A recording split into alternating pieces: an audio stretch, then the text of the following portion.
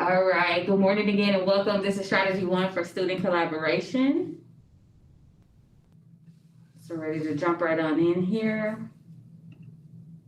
to get us started. All right, so student collaboration means more to a classroom community than being a required LEAP indicator. While the connections of LEAP are important, student collaborating with each other is essential to the CRE focus that the district has been working on. And so when students are collaborating, they're activating their brains in deeper ways, and they're just taking charge of their own learning. So collaboration is super important in the classroom, and so that's kind of what we're going to look at today during this strategy. So some of the takeaways that we're going to focus on is how to set high expectations for student collaboration, give you some instructional ideas to get students collaborating, whether it's virtual or in person, and some tools that we're going to talk about to foster collaboration in the classroom. Again, this is the slide that we kind of mentioned earlier about the DPS CRE mindset focus. Again, it's high expectations, just making sure we're maintaining those consistent and clear academic expectations for all our students through the lens of student collaboration. Awesome. So we just put this in here too, because it's always a good reminder to think about what we're doing and how it ties into LEAP, because this is part of your evaluation and you're doing it. Just being part of this, you're doing this. And so we just kind of highlighted with I-8, students use various digital tools and resources for researching and communicating. We're going to look at that today. And like I said, being part of this and then implementing these tools in your classroom is specifically targeting this indicator for LEAP. We also like to give you guys that choice. So 9:20. Give you guys that choice if you want to follow along with us, and we're going to guide you through each tool and kind of just give you some ideas, and then you'll have some work time to see how this can be and plan how this can work in your classroom specifically. Or if you feel like you would rather work on this independently, there's just links there. You can read some articles and watch some videos and just kind of do it that way. It is your choice, whatever you feel like. This is here for you if this is something that you would like to do. Again, you guys should have that slide deck still. If you need to, just let us know to then click these different links. Okay, so we're gonna go ahead and hop right in talking about Padlet. Just as a quick check-in, how many of you guys have ever used Padlet before? You can just like put some in chat or raise your hand or unmute, whatever. And some no's. Yeah, yes or no. No, thumbs down, okay, no. Cool. Okay. Awesome. Padlet is an awesome tool. We actually, oh cool, this is new for all of you guys. We were just exploring some new features they have in templates, so I'm really excited to show you guys this. Hopefully you can find some really creative ways to implement this in your classrooms. This first page is just like common teaching practice reminders, right? So make sure when we're giving them these new tools, we're giving them really explicit step-by-step instructions on how we're going to use this tool to collaborate and modeling with it. So that the screenshot in the top left corner with posting Padlet is just like a screenshot of the walkthrough of what you'd show your students, right? And then when you're doing group collaboration, giving jobs or roles, so that when they go on those breakout, like whatever tool they're using, in this one's specific example, Padlet, they know exactly what they need to do. So the example there has like the timekeeper, the note keeper, and the facilitator. And then the last one, giving really clear expectation and look forwards and the outcomes of what you're expecting your students to then produce once they get to the Padlet. Hi, Whitney. We're just jumping in with talking about how to use Padlet for collaboration. So let me hop over to our next slide. This slide has a really a lot of cool ideas of how you can use Padlet, just to kind of get you brainstorming. On the right side, predicting activity, note taking, event planning. There's a whole bunch of different ideas. No worries, Whitney. Of how you can use Padlet here. I know some of you guys haven't said you haven't used it. We're going to actually interact with it here in a second, so you can see it yourself, as well as then explore different templates they have. Here's one example of some students that did virtual gallery portraits. So this is an art, and then talking and commenting on each other's on their artwork that they posted. So they posted their picture, and they allowed others can like it, they can post on it, and it doesn't ask for the kids to have to log in and all that kind of stuff, which especially in elementary sometimes can be a pain.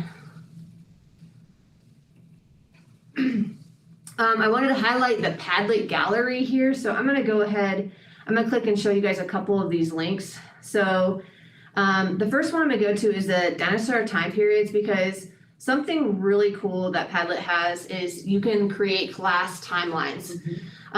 So you guys can then collaborate, and you can click and drag where they go on the timeline. Now this is one that was already made. So let's say like, oh, we're working on dinosaurs and we want to use this. In the top right corner, it says remake. It's kind of like a Google Doc where you can copy and edit, or like a Seesaw activity and copy and edit. Same thing. So super cool. You can just grab it if you want. But this can also give some ideas of another way to use Padlet to collaborate. Additionally, I wanted to show you guys the gallery. So same thing. If you don't have time to create something, these are ones that teachers have already created. I was looking at a KWL chart. Where was that one at? All right, here, giraffes. So maybe you guys you want to use a similar KWL chart. That's not the right one. Hold on, let me click that again. There you go. A similar KWL chart. And you can just you can make a copy, delete pictures or something like that. So super cool, already ready for you to use. The gallery is a great tool to be able to access. Yes, Erica? Are all those images pretty easy to, like, do they have an image bank? Because it looks like it's some cool stuff in there. Or is it just Google? How are they getting the images in there?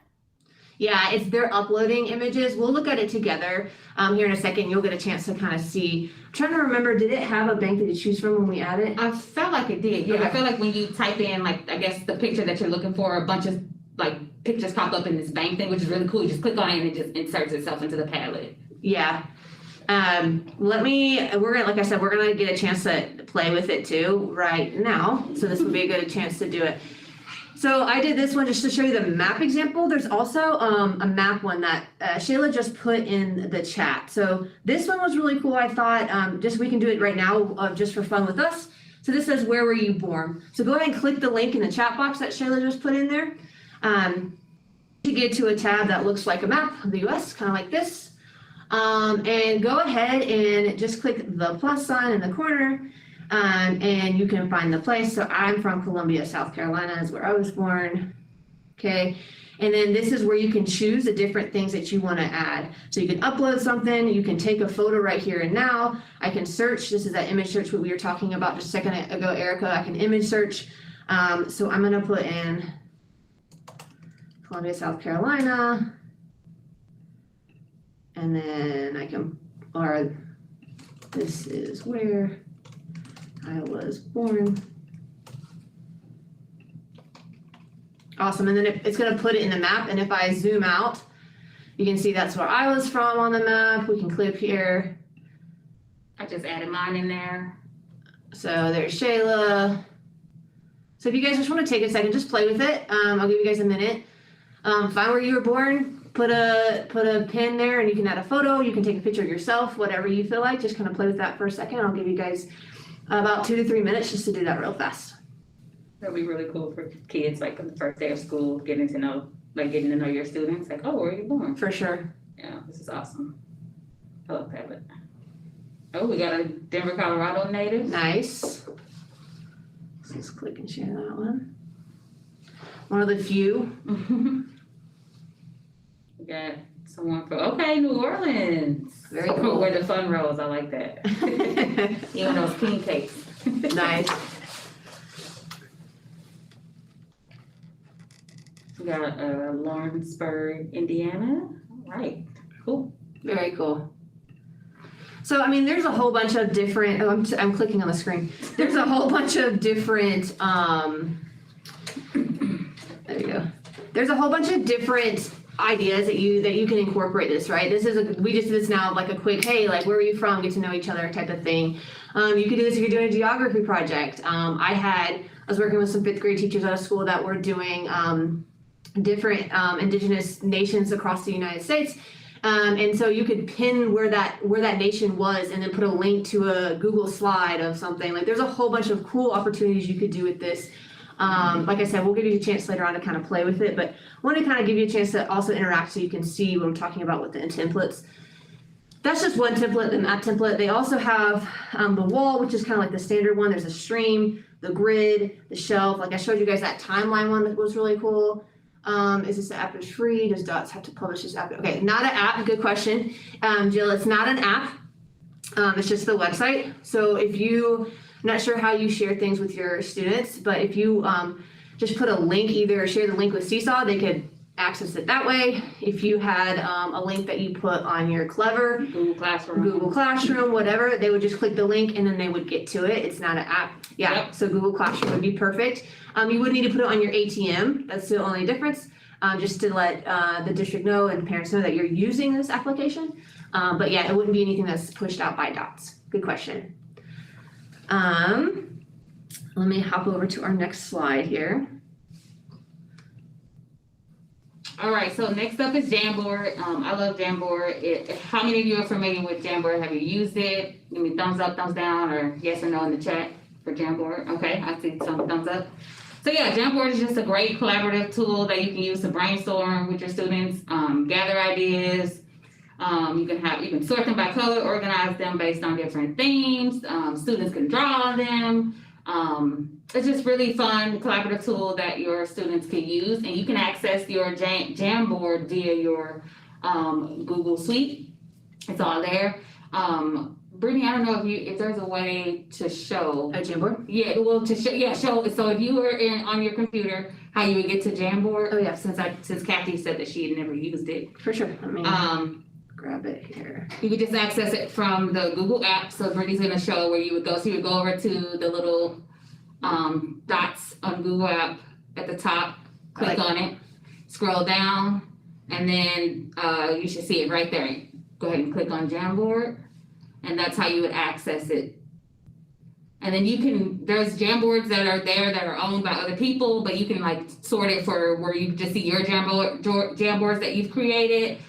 And you can just copy those and edit those, make them and turn them into your own, and then they will live within your Google Drive under your Jamboard. So it's really cool, easy to access if you were trying to get and utilize those Jamboards.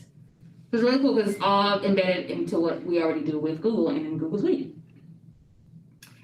So again, students can collaborate with Jamboard, and this slide just shows you a few ideas of how you can utilize Jamboard in the classroom. You can have students brainstorm and create in small groups, face-to-face, or on their devices. You can have students share, and everyone can edit link with students in Google Classroom for the whole class to do a big collaboration. If you were remote or an online setting, students can work together in small groups and do something with creating the same Jamboard. Down at the bottom, I have some Jamboard templates for elementary, and they are free to use. You can just simply make a copy of these, and they will be housed into your Google Drive. So Brittany just clicked on one of those, but this shows you some ideas of how, so for example, here's a template that you can use if you were having or wanted to do a brainstorming with your students. If you wanted them to do like predicting of like a story. For smaller lower grades, I would say like kindergarten, first grade, you can have like some sentences in there. They can unjumble the sentence, unscramble them, put them together, and collaborate that way. Sentence maker, the Pictionary, which is really good if they were doing something like, let's say, with the story, and have them collaborate with that. So like Jamboard is really cool, really simple to use, and really easy for students to access, just right from their Chromebooks. And again, those templates are all free that you can use. Just make a copy and they are yours to have. So here's an example, another example of a Jamboard that was done where a teacher just had a question. You can insert images into there and then have the students go in and give their answer. This was done by Matthew, right? So another ed tech person on our team created this Jamboard, like little small presentation that you can have. But it just again shows you examples of Jamboard and how to use it as a collaborative tool, and just give you different examples of questions you can have and how students can go in and answer those using the sticky notes. It's really simple and fun and easy. I love Jamboard. Any questions on Jamboard? And we'll give you time to play with it. Yeah, we'll definitely give you time to go back and pull up some of those free Jamboard templates that you wanted to use, and get some of those saved to your drive so that you can have those to be able to go back and access later. And Jill just had a question too. She said, how can you collect the data if you use it as a check for understanding? I mean, what do you guys think? I have some ideas. You guys have some ideas of how you could use Jamboard for any check for understanding activities?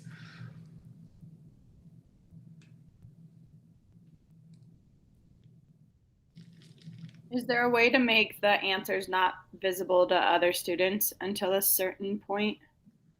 So you can't do that, but what you could do is you can have different, you can have up to, I think it's 20 different slides on your Jamboard. So you could have a Jamboard just for Kathy and one just for Erica and just one for whatever, and they just interact with that one. You could also have, and I'll show you real fast to kind of make it a little bit clearer.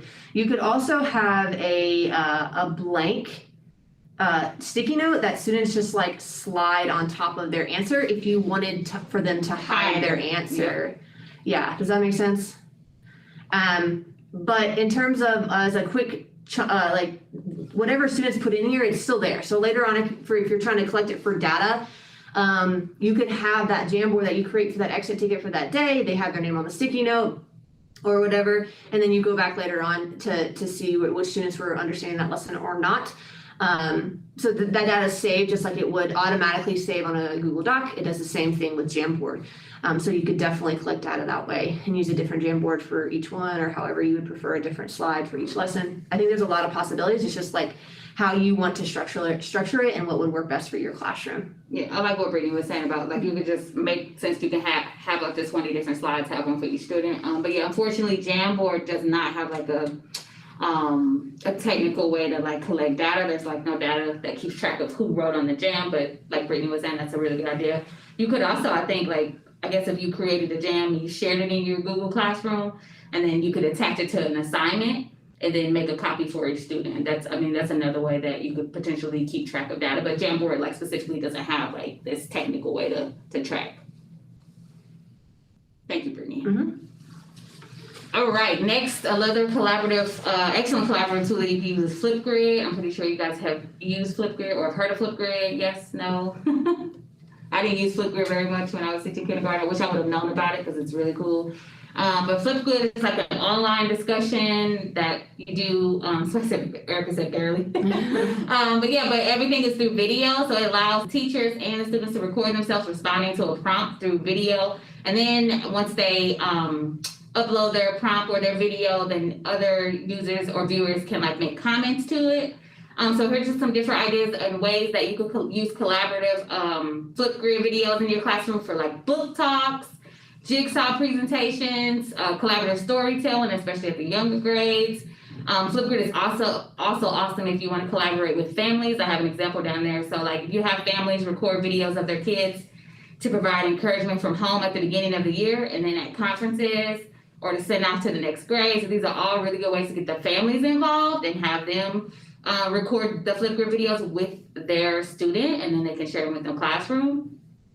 So for example, Brittany, if you want to click on collaborative storytelling, this is just, this will pull up an example of an activity that's already in. So like if you don't have time to create one, here's a topic that's already created for you. You simply just, you can make a copy of that and it'll be within your Flipgrid, but it shows you a little bit of how that collaborative storytelling could work as a class, and have them record that video, and then you assign it, and then they record a 30-second video, and then the next student records a 30-second video, then you put it all together, and I think it's really, really cool. This is an example of a book talk and how other teachers have done book talks in their classroom using Flipgrid.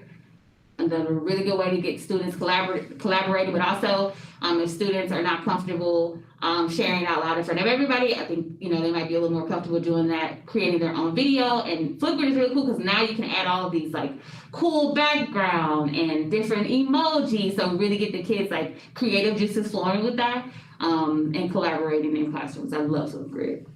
Yeah, that's what I was just like. I mean, it's super engaging. I used this when I was teaching virtually. Super engaging for kids because they can respond, and then they can add the little filters and the emojis, and they can add a text. You can even have like a whiteboard, and they can draw and explain what they're thinking while they're talking. So a lot of cool possibilities, which makes it super engaging for students as well. And then they can comment on each other as well. So then you have that collaboration piece as well, all in one place. Yes, the commenting and giving feedback to each other is awesome. At the bottom down there, there's another link to collaboration how-to if you're virtual. So this article is really cool because this kind of shows you exactly how you record that or get students to record it if they all were virtual and you weren't in person. So if you have some time, take a look at that, but that link is there for you as a reference. All right, makerspace kits. Are any of you familiar with makerspace kits? Have you checked them out? I know when I was in the classroom, I had no idea DPS had makerspace kits or what they were. I wish I would have known because they are amazing. Jill, you've used makerspace kits before, right? Mm-hmm. Yeah, okay. Nice. Makerspace kits are awesome. So they are these kits that DPS has. They're hands-on curricular kits that support a variety of STEM concepts. They're available for all grade levels. They're great for collaboration in centers. You can check them out on our ETS website, and we can show you how to get to that later so you can check them out. We have tons of different kits based off like different categories. There's podcasting kits, there's kits for robots, there's kits, Brittany, for what? There's water science kits. I mean, we have a galore of kits, and they're really, really cool. Especially when you want to add a collaborative center in your classroom for students to really get that hands-on experience with working together. We have a quick video on Makerspace Kits. I think it's like 2 or 3 minutes. We're going to watch that really quickly, and then we'll jump back in with Makerspace Kits. Can you guys hear the audio okay from the presentation slide? Okay, thank you. The best activities in classrooms develop a lot of skills at one time, both cognitive and social emotional.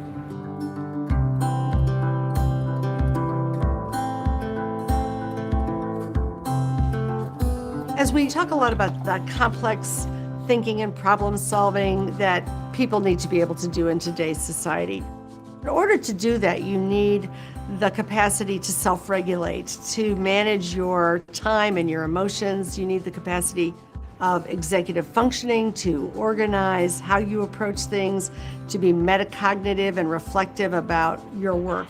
These things are developed in certain kinds of work simultaneously.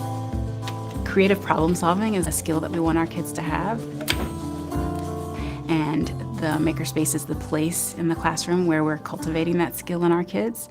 I'm supposed to make something, and it's like supposed to help people or like help fix a solution.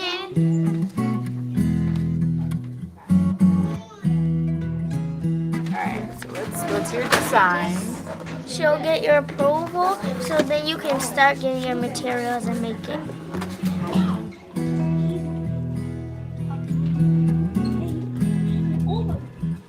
When you give kids autonomy and choice and really hands-on materials, you have them applying the learning in a way that helps them to gain deep understanding.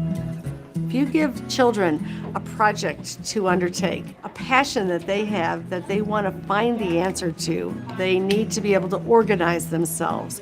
They will be using critical thinking and problem solving. And as they undertake these tasks, they're building both the social and emotional foundation, and they're also building the cognitive abilities to demonstrate their learning. It's almost second nature to them that you keep working on something.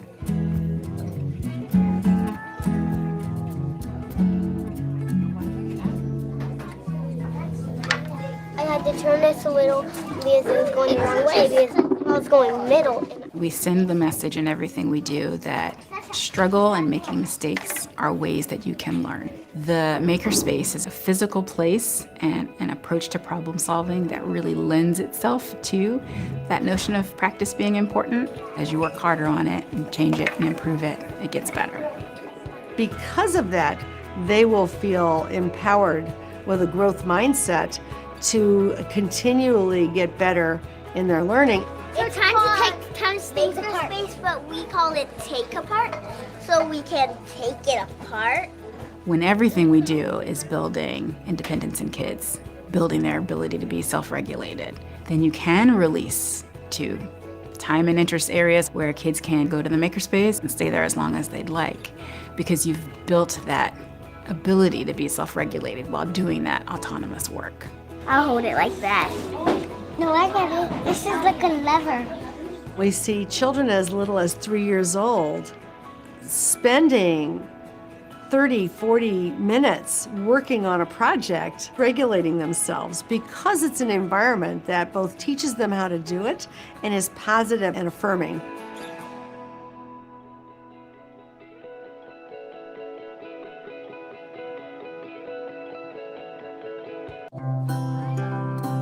Yeah, The best activities in class. Starting by itself when I go to the next one. There we go. Awesome. So yeah, I just wanted to kind of highlight a couple things. Like this session's on collaboration. So like think about all the possibilities in a makerspace of where you're giving your students to collaborate on these, and I'll show you more examples of what that means, but collaborate on these different tools of where they're having to practice those essential collaboration skills, like those social emotional skills, that self-regulation, that problem solving, because you're not sitting right there helping them. So makerspaces are super cool. A lot of times you see them like as part of a library, but I just want to challenge a couple of you as well is think about how can it be part of your classroom in an everyday classroom. So I had a makerspace in my classroom and it was one of my stations. So I had, my different literacy stations students would rotate to. My makerspace was one of those stations that students rotated to. And it allowed that independent thinking, that problem solving without me sitting right there. I'm just going to kind of highlight a couple of things, and Shayla, just interrupt me whenever. This slide is super helpful. This has the Makerspace website on it, and this is where you can check out different kits. So I'm going to click that and look through it in a second. We also have a whole Schoology course on Makerspace, what we have in here, how to check it out, how to incorporate in your classroom. So more than what you're getting today, if you want to dive in deeper, there's the Schoology course so you can learn more. On the right are just a couple kits that we have that you can check out from the EdTech and Library Services Department. And so the Cubeless is one, and we put up the key action here to just highlight and connect to where we were coming from. CRE. The CRE mindsets, exactly. So having that high cognitive demand and include multiple solutions and strategies and viewpoints and representations, like this is where you're going to get it in these independent activities where students are getting a chance to just kind of be themselves and interact. So I'm going to click on a couple of these links. So this is the website, which is also on there here. So Cubeless, if nobody's interacted with Cubeless, this is one I did have in my classroom. Super cool. There are a whole bunch of blocks that you build that you have to connect together to make different things. And students have to work together to figure it out because it has to have like a motor and it has to have a tool to turn it on and off. And there's different sensors. So it can be a knob. It could be like a distance one that turns it on and off. And it can turn on a light. It can have sound. It can have wheels that roll. But really great for collaboration because students have to work together to put it together and then say, wait, if that doesn't work, try this. They have to like really work together to get the Cubeless to work so they can, become a robot and do all these things. So it's like one person can't just do it. So this is like an awesome kit if you're wanting to incorporate that collaboration piece into your classroom. Exactly. And there's also, we have Bloxels in the Makerspace kit, which is they can design their own video game. But you could also, we talked about like, this would be a cool beginning of the year thing where students are working together to design their classroom. So you want to give them that choice. So they could design their classroom on this board. And what happens is they take a picture with the app and it puts it digitally into a video game. So students could digitally design their classroom and then like interact with it, what helps them learn. There's endless possibilities. These are just kind of some different ideas. Also linked this virtual makerspace. So if anybody's ever remote or just want to give students other options on the computer, here's a whole bunch of virtual makerspace things. So there's Chrome Music Lab is a really cool one I've played with before. The Scratch, the coding one, I've used that over at one of my schools that I support, and they absolutely love the coding, the scratching when they have to go virtual. They do that, and those kids are engaged. They're like building things and coding, but like it's really, really cool. Yeah, so just another resource here. We also have some videos that support using these because sometimes they can become kind of overwhelming. You get it and you're like, what the heck do I do with this? I have to show my students and I don't even know what to do. We're in the process too of making more videos, but here's a video to then support. This was the Gears kit that we have. I'm not going to play the video for now, but I do want to highlight the website real fast. So you'll have time to explore this too at the end of our session time together here. And this is the home page, but if you come to the corner at available kits, you can have kits by topic. So I'm gonna click that. So I have all these different topics here. I can do grade level. I like to do alphabetical order personally, because I can always think like, what can my kids handle? What can they not? Like, I know my kids, it's not always grade level. But I mean, we have so many kits to check out, and they're here. They're physical kits that students can interact with. You can use your digital coach too if you're like, I don't know how to use this in my lesson, but this is really cool. I want to do it. Talk to them. We can help you guys brainstorm what are some ways we can incorporate these kits into your classroom. We have iPads to check out if you need some iPads in your classroom. There are so many awesome resources that you guys can then put into your classrooms. And again, ask your digital coaches to support with this. Yeah, definitely ask your digital coach. I've had some of the schools that I support, teachers reach out like, hey, I'm looking for this digital kit. I'm doing this topic in my classroom. I can't find it. They don't have it. And I'm in the building where we have our makerspace kit. So I'll go down and I'll look and I'll find the kit. I'm like, oh, I got it for you. I'll bring it to you. Like, so if you can't find something, or you're like, I need help, like, how could I incorporate this kit into this lesson? Like, totally reach out to your digital coach. That's what we're here for. We'd love to come and support you with that. Make sure the kids get to you, or any questions that you may have with the videos, any of that. Definitely utilize us, because that's what we're here for. Yeah. And I think just to highlight what she said too, like, we can physically bring them to you guys. So if that's something that you're interested in, that's a big help, I think. Because when I would check them out, I'd have to come to Acoma after school real fast before. So it was really nice to have a coach to be able to like deliver it to us too. Any questions on makerspace kits? Yeah, Jill. Just to make sure, yes, I use the makerspace kits, and I learned something this go around, that if it requires an app, make sure that you have it cleared with dots and your principal and everything before you start it. Yeah, I think, thanks for highlighting that, Jill. I think two things to point out and build on to that, as well as, anything you're using digitally, add to your ATM, number one, to that. Also, the iPads here have all the apps you need already loaded on them. Yes. So it's really helpful for some of them that need an app to have, go ahead and get the iPad here, and then you don't have to worry about, well, I have to download this app, and then I have the password for the iTunes account and blah, blah, blah. Like, it's definitely a lot easier just to check out an iPad with whatever makerspace kit you're getting. Yeah, so if you're gonna get a makerspace kit that requires a device, like, get the kits that already have device in there. That way you're already good to go. The app that goes with that kit is already downloaded onto that device. You don't have to worry about doing all of that. But Jill is absolutely correct. Just make sure that you're covered with the ATM and all of that too. Yeah, awesome. So we just threw a lot of information at you guys. Yes. I think there's so many exciting ways to collaborate using different digital tools and makerspace kits. But you guys are the experts here. And actually, I'm gonna back up just one bit. I forgot about one thing on this slide here. Yeah, so we are always buying new kits. And I'm gonna just share this with you and just highlight it. If you don't have any, that's great. But we have a lot of STEM lab teachers that are in these sessions, and you guys might know of some kits that we are not familiar with. So in this corner where the light bulb is, it says suggestions for new kits, and it's just a Padlet.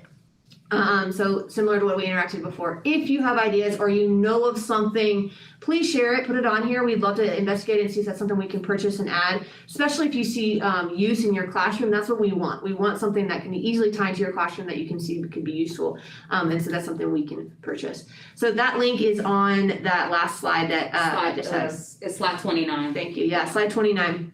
So sorry about that. I wanted to highlight that before we moved on. But yeah, so a lot at you. This is your time to think and plan and think about how can I use these things in my classroom. Maybe you want to actually design one lesson and use it tomorrow and just give it a try. Or email your digital coach and say, I want to try this tool. This is the time you have to do that. You have until, let's say, 9:15 because we have to return back to the main call at 9:20. So each one of these, what slide is this, Shayla? This is slide number 30. 30. Okay, yeah. So on slide 30, these are direct links. So if you want to explore Padlet, you can go ahead and just click the picture there for Padlet. Jamboard, same thing, and makerspace kits.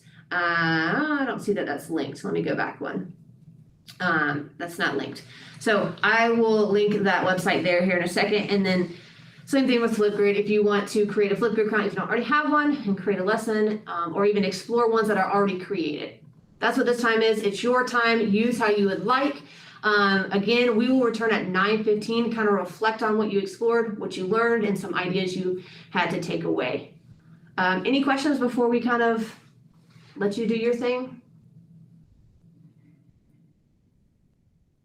Awesome. I'm gonna hop on mute and I'm gonna turn my camera off, but we are here. So if you have questions while you're exploring, please let us know. And I think Erica just put a question. Do you know of any good makerspace kits for first grade that has to do with history or space? We do have some space kits, right? Yeah, we are actually currently working on some stuff for the summer school around that actually. So we're actually purchasing specific kits for the space stuff. So yes, we do. I think, who's your digital coach, Erica? Or what region are you in? Zuri. Oh, okay. Yeah. So I think Zuri, there's so many kits.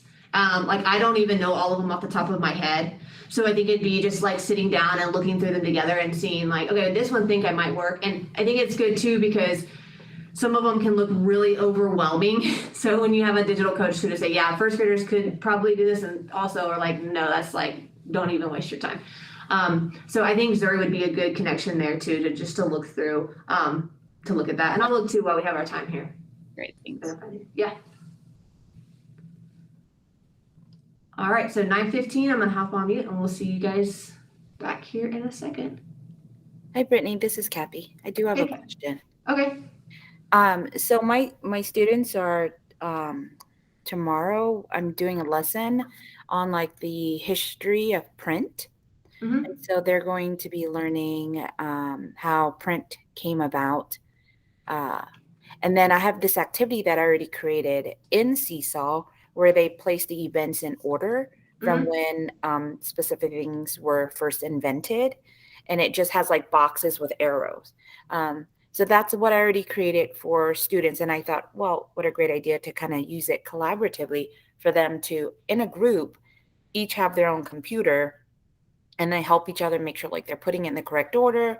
And then when I learned about Padlet, I was like, oh, no, maybe I can incorporate that. But my question is, so in Seesaw, they will do it individually, but collaboratively. So they'll have to pull up their own assignment, their own activity, and then work on it together as a group.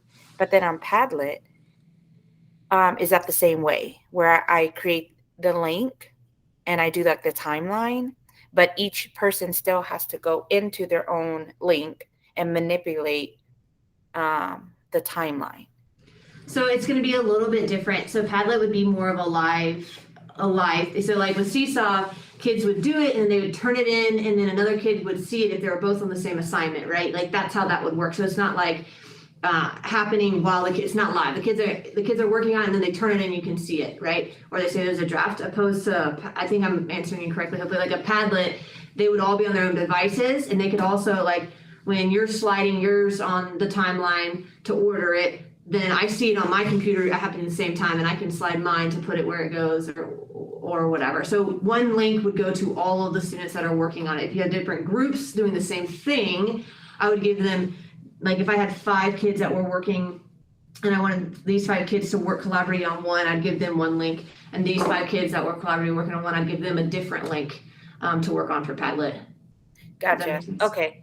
Yeah. And this activity, I thought, even though they each get their own activity in Seesaw, but because they're in person, they'll still sit like at their table with their Chromebooks and still kind of doing their own activity, but doing it together. Mm-hmm. Yeah, and I think that's a great way too, because even if they're doing, I'm glad you highlight that, Kathy, because I think a lot of times we think of like, we're in person, like collaboration, like why don't we just talk to each other and we work on, I think you can still collaborate. I mean, I can sit next to Shayla right here and we can be working on a Google Doc and be like, hey, did you see where I did this here or whatever? I think that's really important to highlight. I like how you're doing that with Seesaw already. I think that's, I'm glad you brought that up. Okay. But then the difference with Padlet is that, so let's say if I'm dragging, like the typewriter was created, if you and I are in the same group, and if I drag typewriter as like the first invention, you'll see that appear on yours as well. Mhm. Okay, Yes. gotcha. And I kind of want kids to do their own activity first and then collaboratively like get together and check and be like, wait, why did you put this here? That makes sense. You know, like how can they invent, you know, typewriters before even alphabets, something like that, you know? Yeah. So I like Seesaw where that maybe they'll be able to do it first and then they can get together and then, oh, let's kind of go over answers and then help each other out to make sure they're all on the same page. For sure. And I think Jamboard is also another opportunity because you can upload photos onto Jamboard. So let's say that you made a Jamboard for your kids that had all the pictures they had to put in order. And then you gave it to a group or each kid or something like the link in Seesaw. And they worked on it and they ordered it. They could then share their Jamboard if you wanted to with another group or another student for them to check it. Or I mean, a lot of these have different possibilities. It's just how you do it. I mean, Seesaw, again, it's another, we didn't highlight Seesaw, but you're right. I mean, there's plenty of opportunities for collaboration within Seesaw like you're talking about right now. Okay, thanks. All right, Yeah. thanks for clarifying that. Yeah, no worries. Okay. I think that Jill have a question. Yeah, so did you ask? I answered Erica's question. Okay, I would love, Jill just highlighted, I would love a comparison scope and sequence for Amplify Science.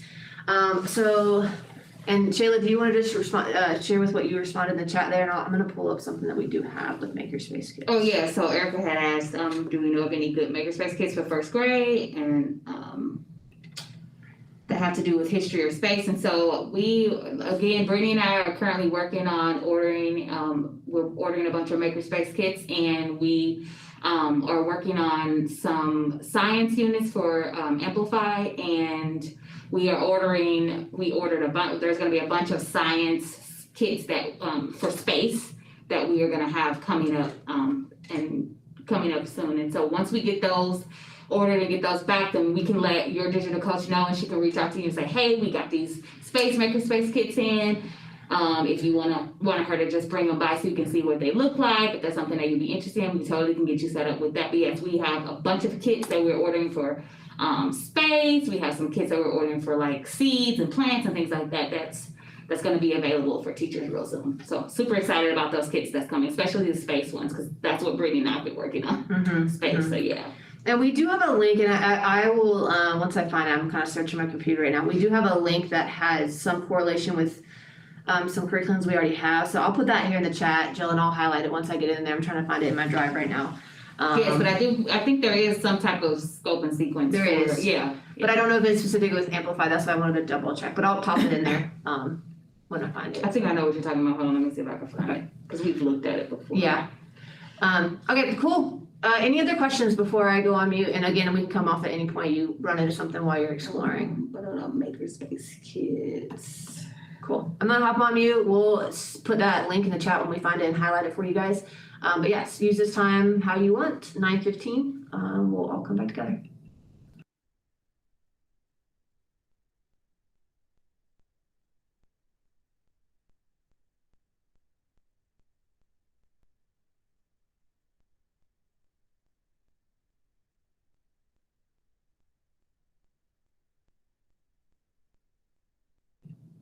So Jill, I found what I was looking for. This does, it's actually exactly what you're looking for, I believe. This is I just put in the chat a link to Makerspace Curriculum Kit Connections, and it goes from kindergarten up to 5th grade. And you'll see some have the Makerspace Kit Connections and some don't, but these are the ones that we've worked on thus far that have the different connections to it. So hopefully that's a little bit helpful there. Oh, actually, it's high school too. Yeah, it does have high school science. Oh yeah, that's cool. That's great. Thank you. I have another question regarding the ATM. So if I see every student in the school, does the principal have to put it on the school's ATM, or is it okay if I just put it on my ATM? I think if it's more than, That's a really good question. is it? If it's more than like, I think class using it, it has to go into the whole school ATM. yeah, but right? she teaches every class. Yeah, that's true. Who should we actually? Yeah, let me clarify. ask real quick. Yeah. Matthew might know. Because this came up, as Shayla will testify. Yes. So everything that I have on my ATM, I use with all of my students. Mhm. However, because of this last circumstance that came up, I was told to put it on. I have my principal put it on her ATM because I do see the whole school. Yeah. So technology teachers, if they see the whole school, then it needs to go on the school's ATM. My understanding. Okay. Yeah. I'm not. That's a really great question. I hadn't been asked that before. So I'm asking now. Yeah, we'll clarify. We'll double check with that. Thanks for bringing that up, Thank John. you.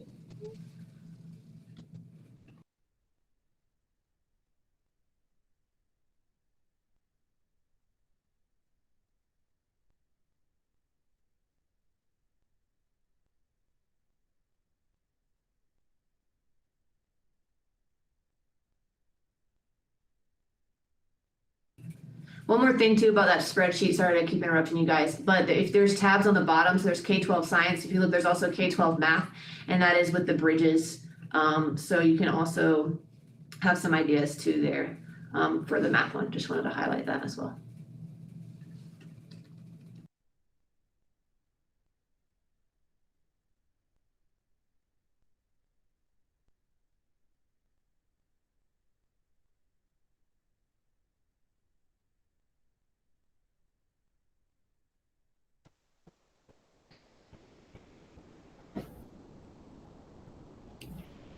Hey, Brittany. Yeah, Would that also include all specials teachers?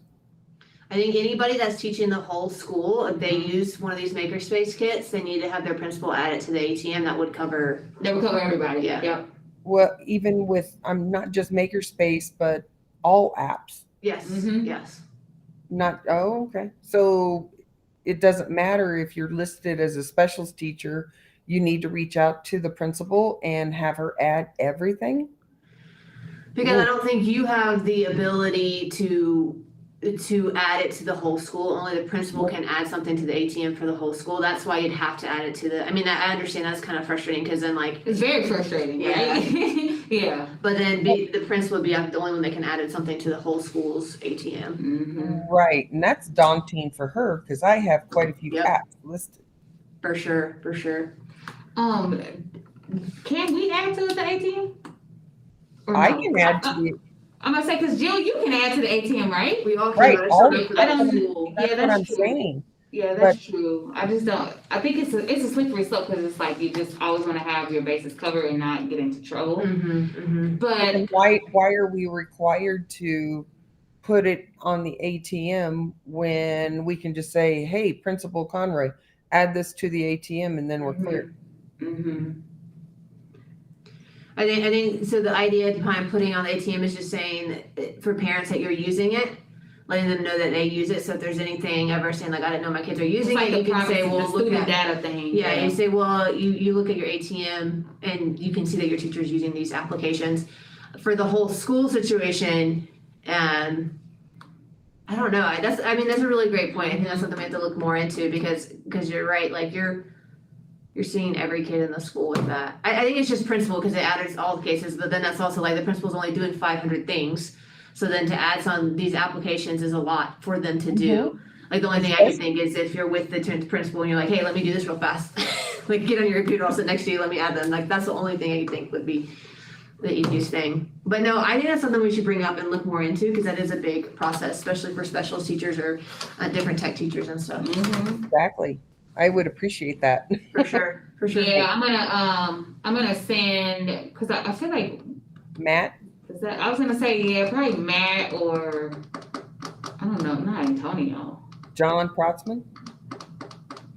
No, I think we just need to connect with I'm gonna Dotson talk to and our figure out- Dotson and our director and find out what's an easier solution for that. So our director is Lisa Lunn. I'm gonna reach out to her and I figure was out going to like say Lisa.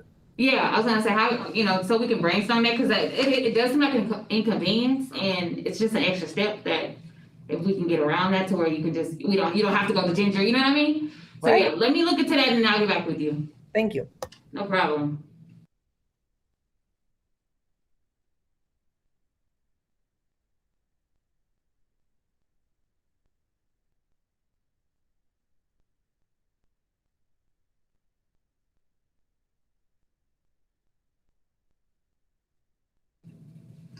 All right, we're gonna come on back and wrap it on up. Hopefully you guys enjoyed diving into Jamboard and Flipgrid and Padlet, and if you got a chance to like fish around a little bit on the makerspace kit website and kind of got some ideas flowing of how you want to utilize those for collaboration in your classroom, that would be awesome. So if you want to unmute yourself or share in the chat, what is an upcoming unit, lesson, or project that you can design to give your students more ownership of their learning and get them collaborating? Or you can answer the question, what tools will you use that you have learned about today? So again, you can either unmute yourself and kind of share out, or you are more than welcome to put your answers in the chat.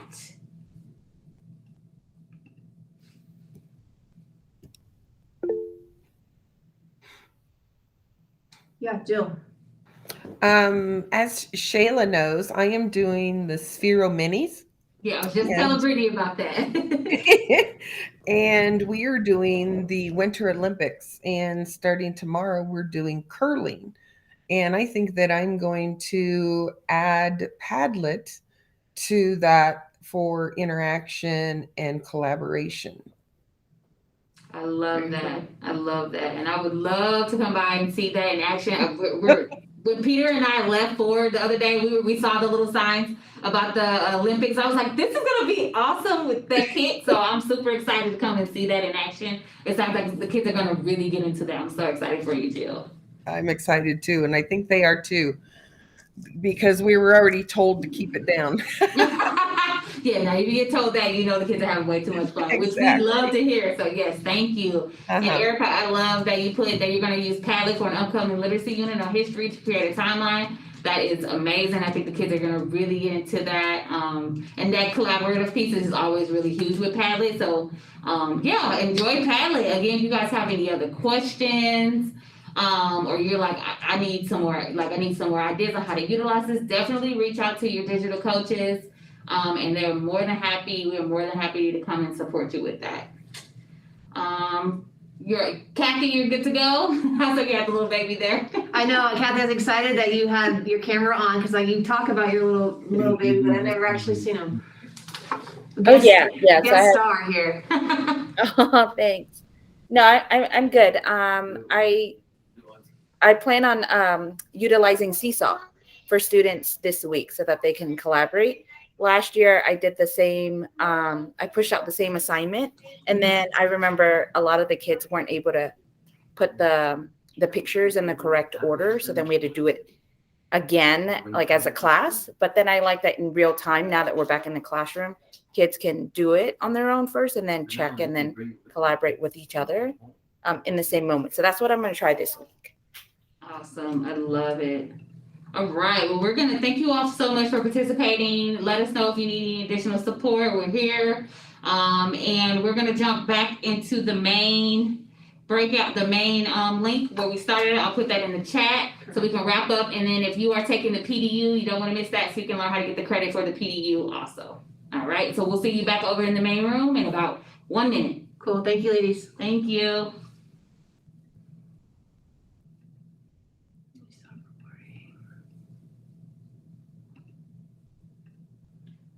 And we gotta get back to the main, and I forgot where the hell to say.